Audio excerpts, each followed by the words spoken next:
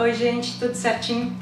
Para você que precisa de um tradutor do lado do seu arquiteto, toda vez que ele começa a falar 1000 jargões e termos técnicos que você não entende nada, presta atenção porque o tema de hoje vai fazer com que a conversa de vocês flua um pouquinho melhor com 6 termos mais utilizados pelos arquitetos. Para iniciar, gente, um dos termos que, sem sombra de dúvida, é o mais utilizado pelos arquitetos.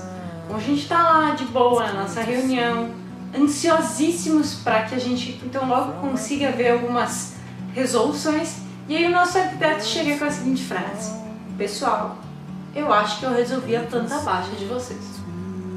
Planta o quê? Planta do quê?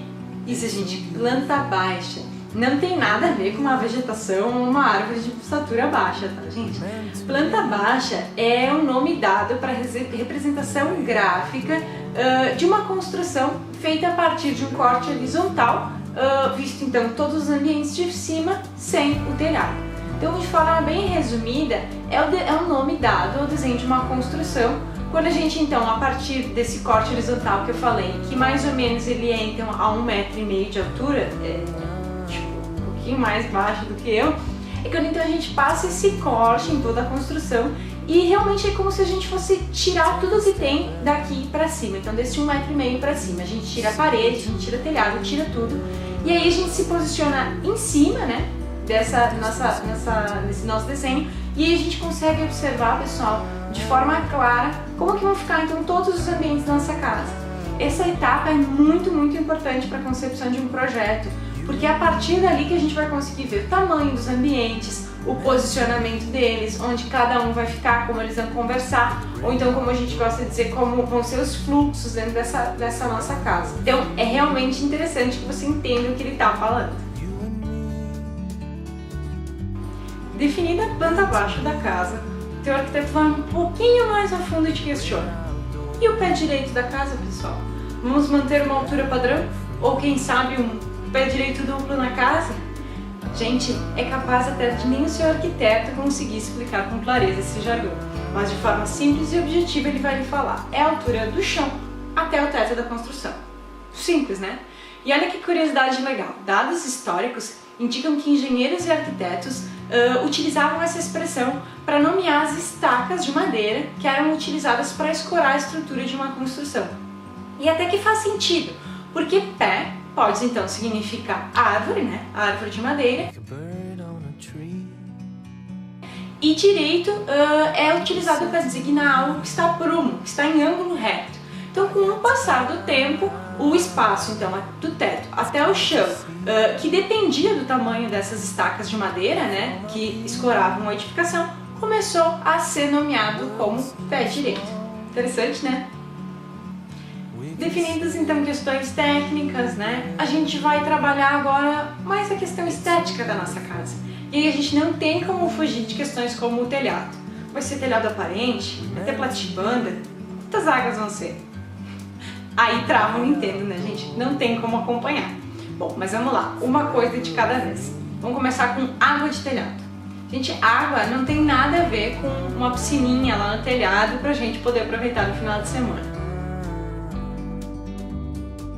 Água de telhado é o nome então dado a uma superfície inclinada, né, que está no nosso telhado, que começa então lá no ponto mais alto do nosso telhado, que é a cumieira, até um ponto mais então final dessa nossa superfície inclinada, que é o beirado. Então essa superfície inclinada é a nossa água. Fácil, né? Agora o segundo, platibanda. O que é isso, gente? Platibanda é uma mureta, é um tipo de mureta que fica então no alto da nossa casa para esconder o nosso telhado. Ele geralmente é utilizado como um recurso estético para esconder então o nosso telhado e deixar a casa um pouco mais geométrica, um pouco mais contemporânea. Então, nada mais é do que uma forma de esconder esse nosso telhado.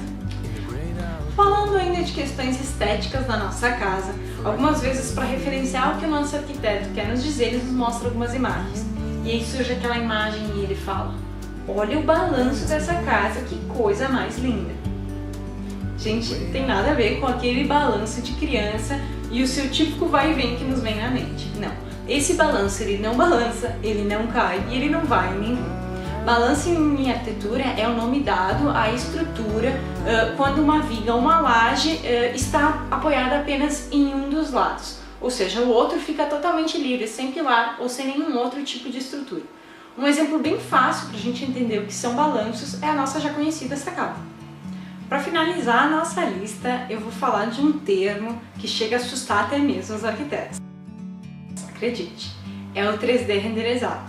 Ó, cheguei a me arrepiar.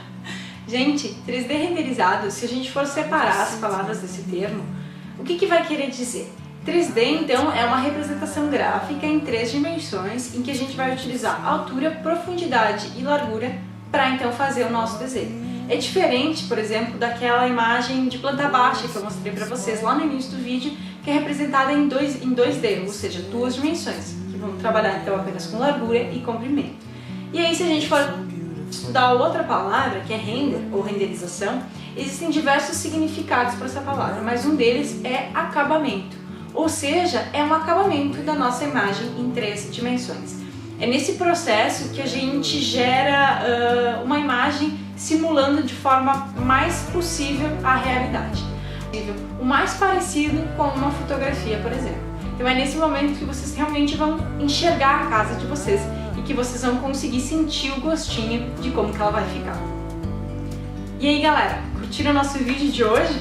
Bom, depois de um projeto todo completo, é bem capaz que o seu arquiteto ainda queira te explicar como a obra conversa com o entorno, ou como os cheios dos vazios estão bem equilibrados. Mas daí você vai estar craque e vai tirar de letra essa conversa.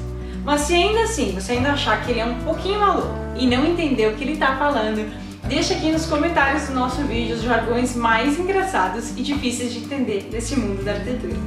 Até mais! Tchau, gente!